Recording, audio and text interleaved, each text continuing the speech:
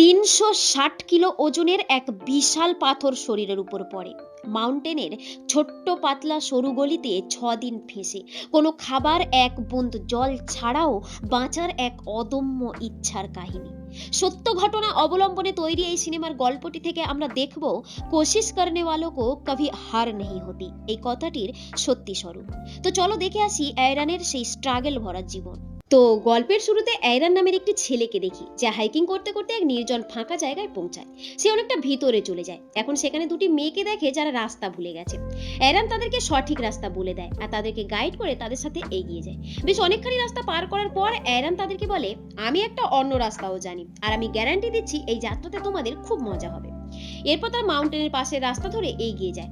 এই জায়গা খুব পাতলা ছিল, একটু আগে যেতেই অ্যায়রান ধপ করে নিচে পড়ে যায়। এরা প্রচন্ড ভয় পেয়ে যায়, মনে করে ছেলেটি আর নেই। ঠিক এমন সময় নিচ থেকে আওয়াজ আসে।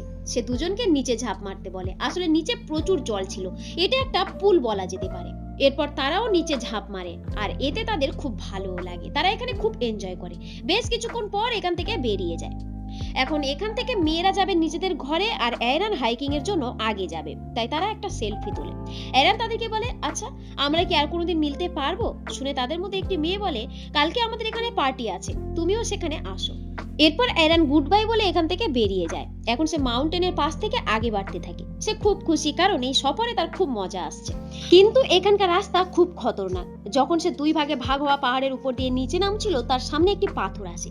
সে সেই পাথরের সাহায্যে নিচে নামতে যায়। এমনটা করতে পাথর সরে যায়, যার কারণে সে বেচারা নিচে পড়ে যায়। আর সেই পাথরটাও তার সাথে সাথে নিচে পড়ে, একদম তার হাতের উপরে এসে। এখন তার হাত ওই পাথরের তলায়। অনেক বেশি চোট তো তার লাগেনি, কিন্তু কোনো মতেই সেখান থেকে তার হাত বের হচ্ছিল না। হাত বের করার সে আপ্রাণ চেষ্টা করে, কিন্তু সে অসফল হয়। যখন সে বুঝে যায় সেখান থেকে তার হাত বের হবে না, সে খুব জোরে জোরে ওই মেয়ে দুটোকে আওয়াজ দেয়। কিন্তু এটা তার দুর্ভাগ্য যে তার আওয়াজ তাদের কান পর্যন্ত পৌঁছায় না। আসলে এটা হলো একটি ন্যারো মাউন্টেন, আর এখান থেকে আওয়াজ বাইরে পৌঁছানো, যেখানে দূর দূর পর্যন্ত কোনো জীবের ছায়াও পর্যন্ত নেই, সেটা ছিল অলমোস্ট ইম্পসিবল। এরপর সে নিজের ব্যাগে হাইকিং এর জন্য যত জিনিসপত্র রাখা ছিল সব বাইরে বের করে। তার মধ্যে একটি ছোট ছুরিও ছিল, যার সাহায্যে সে ওই পাথরটিকে ভাঙার চেষ্টা করে। কারণ সে জানতো হয়তো কয়েক মাস পর্যন্ত এখানে আটকে থাকতে হতে পারে, তারপরেও হয়তো কেউ নাও আসতে পারে। কিন্তু এই পাথরটি ছিল খুবই শক্ত। তাছাড়া তার ডান হাত ফেঁসে থাকার কারণে বাম হাত দিয়ে কাজ করতে অসুবিধাও হচ্ছিল। কিন্তু তারপরেও সে চেষ্টা করে হার না মেনে। কিছুক্ষণ পর আবার তার হাত থেকে চাকুটাও পড়ে যায়। এখন সে ওটাকে কেন আর তুলতে পারবে? সেটা তো অনেক দূরে রয়েছে। তবুও সে নিজের বুদ্ধি লাগিয়ে কোনো রকমে চাকুটা তুলে নেয়। আবার সে তার সাহায্যে পাথর কাটার চেষ্টা করে, কিন্তু এই কাজে সে পুরোপুরি অসফল হয়। এরপর দেখতে দেখতে রাত হয়ে যায়। তবুও সে নিজের হাত বের করার চেষ্টা চালিয়ে যায়। এতক্ষণ ব্যবহারের ফলে তার ধারও পড়ে গেছে। এখন অনেক সময় কেটে গেছে, সে কিছুই বুঝে উঠতে পারছিল না কি করবে। এরপর সকাল হয়ে যায়। এখন সেখানে ফেঁসে রয়েছে 25 ঘন্টা ধরে, কিন্তু সেখান থেকে বেরোনোর কোনো উপায় তার কাছে নেই। এরপর সে নিজের ক্যামেরা অন করে ভিডিও রেকর্ডিং করে। তাতে সে বলে, আমি পিছনের 25 ঘন্টা ধরে এখানে ফেঁসে আছি, আর এটা কেউ জানে না, কারণ আমি এখানে আসার খবর কাউকেই দিয়ে আসিনি। সাথে আমার কাছে খাবারও খুব সীমিত রয়েছে, আর জল 400 থেকে 500 ml মাত্র। এরপর রাত হয়ে যায়। এখন তার কাছে যতটা খাবার ছিল অলমোস্ট শেষ হয়ে গেছে। তার খিদেও পেয়েছে। এমন সময় তার মনে পড়ে ওই মেয়ে দুটি তাকে আজকে রাতে পার্টিতে ইনভাইট করেছিল। এখন সে ওই পার্টিকে ইমাজিন করে যে ওখানে প্রচুর খাবার, ওয়াইন সবকিছু থাকবে। এরপর সে শনিবারে যখন নিজের বাড়ি থেকে হাইকিং এর জন্য বের হচ্ছিল, সেই সময়কেও মনে করে, যখন তার মায়ের কল আসছিল। কিন্তু সে তার মায়ের কল ওঠায়নি। সে মনে করে যদি কল রিসিভ করে মাকে বলে আসতাম, তাহলে হয়তো সে আমাকে খুঁজতে খুঁজতে এখানে আসতো। এরপর চলে আসে সোমবার। এখানে সে 3 দিন ধরে আটকে রয়েছে। সে দড়ি দিয়ে পাথরটিকে বাঁধে, তারপর সেটিকে উল্টো দিক দিয়ে খিঁচে তোলার অনেক চেষ্টা করে। হাত পা সব রকম ভাবে চেষ্টা করার পরেও তার এত স্ট্রাগল বিফলে যায়। প্রবলেমস আরো বাড়তে থাকে, কারণ 3 দিন হয়ে গেছে আর তার কাছে খাবার, জল সব শেষ। সে এখান থেকে নড়তেও পারছে না। আবার কখনো কখনো তার কাছে খুব খতরনাক ইনসেক্টসও আসছে। আবার এইখানে সে দিনে মাত্র 15 মিনিট রোদ্দুর পায়। এখন এই এতটা সময় কেটে যাওয়ার পর এরকম পরিস্থিতিতে সে খুব পরেশান হয়ে যায়। এখন সে ডিসিশন নেয় হাত কেটে দেবে। তাই সে হাতকে ভালো করে টাইট ভাবে বেঁধে নেয়। এখন তার কাছে যে চাকু ছিল সেটা দিয়ে হাত কাটার চেষ্টা করে, কিন্তু চাকু থেকে ধার সম্পূর্ণ চলে গেছে পাথরে মারার ফলে। তার হাতের পাতলা চামড়াটুকুও তা দিয়ে কাটছিল না, যার কারণে সে প্রচন্ড ডিসঅ্যাপয়েন্টেড হয়। এরপর সে ক্যামেরা অন করে আর বলে, জীবনে কখনো সস্তার জিনিস কিনবে না, এ পুরো বেগার হয়। এরপর আরো একটা দিন কেটে যায়। এখন রাতের বেলা সে তার ফ্যামিলি ফ্রেন্ড তাদের সাথে কাটানোর সময়কে মনে করে। ঠিক এমন সময় এখানে কালো মেঘে ছেয়ে যায়। দেখতে দেখতে বৃষ্টি শুরু হয়ে যায়। এতে অ্যারন খুব খুশি হয়, কারণ তার কাছে খাবার জল ছিল না, আর এখন সে বোতলে জল ভরে। যেখানে সে ফেসেছিল সেখানেও জলের ধারা ধেয়ে আসছে। কিছুক্ষণের মধ্যে এখানে জল ভরতে শুরু করে। জলের লেভেল এতটা বেড়ে যায় যে সে জলে ডুবতে শুরু করে। এখন সে একটু খুশিও হয়, কারণ জলে গ্র্যাভিটি কম হওয়ার কারণে যে কোনো ভারী জিনিস সহজেই চাকানো যায়। এখন অ্যারন জলের নিচে যায় আর পাথর ওঠানোর চেষ্টা করে। বেশ কিছুক্ষণ চেষ্টার পর পাথর সরে যায়, তার হাত ফ্রি হয়ে যায়। তাড়াতাড়ি সে সেখান দিয়ে বেরিয়ে নিজের গাড়ির দিকে দৌড়াতে থাকে। এরপর সে গাড়িতে বসে সেখান দিয়ে বেরিয়ে যায়। কিন্তু এমনটা কিছুই হয়নি। আসলেই এটা ছিল তার স্বপ্ন। এখন আবার সে খুব জোরে জোরে চিল্লাতে থাকে। যেহেতু সে অনেক সময় ধরে এখানে ফেসে রয়েছে, তাই এই ধরনের আজীব স্বপ্ন আর হ্যালোসিনেশনস হতে থাকে। তার এখানে ফেসে থাকার আজকের 5 দিন। যেহেতু সে 5 দিন ধরে এখানে ফেসে রয়েছে, তাই তার মেন্টাল হেলথ আর বিহেভিয়ার সম্পূর্ণ বদলে যায়।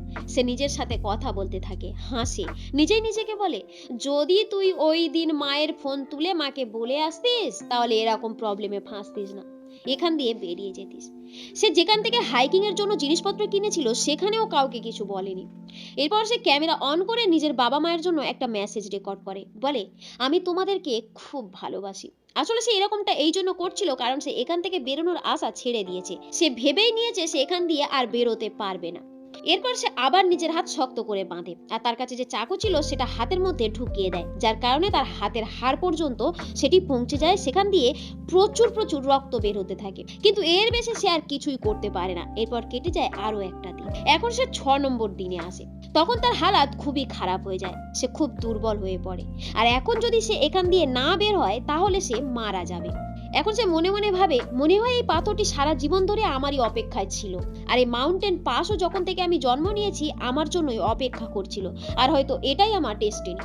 এরপর সে পাথরের উপর রেস্ট ইন পেস লিখে নিজের নাম, ডেট অফ বার্থ আর তার মৃত্যুর ডেটও লেখে, কারণ সে মনের দিক থেকে সম্পূর্ণ ভেঙে পড়েছিল। ভেবেই নিয়েছিল সেখান থেকে জীবিত ফিরতে পারবে না।